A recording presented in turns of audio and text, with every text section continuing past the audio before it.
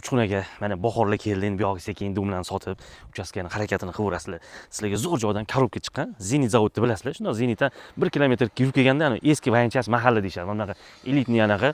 Shundoq mana chiqqaninglarda o'zi Do'ngalayda magazin bor. Magazindan mana ikkinchi ko'cha. Ikkinchi ko'cha yangi mahalla, suv, gaz, svet, kanalizatsiya hammasi bor. Hozir sekin ko'rsataman sizlarga.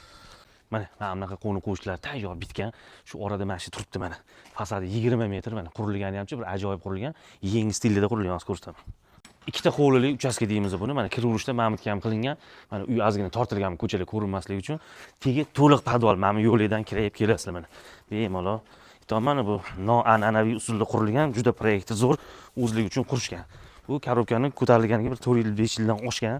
Ujani o'tiradigani o'tirib, cho'kadigani cho'kib olgan, atak cho'kmagan, zo'r qurilgan. Birinchi, ikkinchi qavatlar hammasi plitada qilingan. Tepada 4 ta xona, bir 2 ta 3 ta sanuzli bor. Pastda mana bitta zal, hol, spalni, mana bitta oshxona qilingan. Mana yoq letniy kuxnya, ko'chaga bitta hojatxona. Hovli ham katta qo'ygan. Hozir bunaqa old sotuvliklar ham kam qoldi. Endi bir chekkadan ichlarni ko'rsataman sizlarga. Aytdimmi, bir ajoyib proyekt. Mana bitta ko'rsat. Bet mana ko'chadan kelganlar, mana bitta eshik qilinadi. Ko'chadan kelganlar shundoq kirib, endi bet hol, mana bu yoq hovliga mana eshikning joyi qo'yilgan. Mana hovli ham kaftdek ko'rinib turadi. Ikkita eshik bo'ladi. Bu yoq hovliga kirib chiqish, yo mehmonlar kelib qolsa, shunda orqadan olib kirasizlar-da, to'g'ri mana zalga o'tkazasizlar. Mana xush kelibsizlar deb o'tkazib qo'yib, yedirib ichirib, yana mana shu eshikdan chiqaraverasizlar. Aylanib yo'g'ini bu yoqni yurmaydi.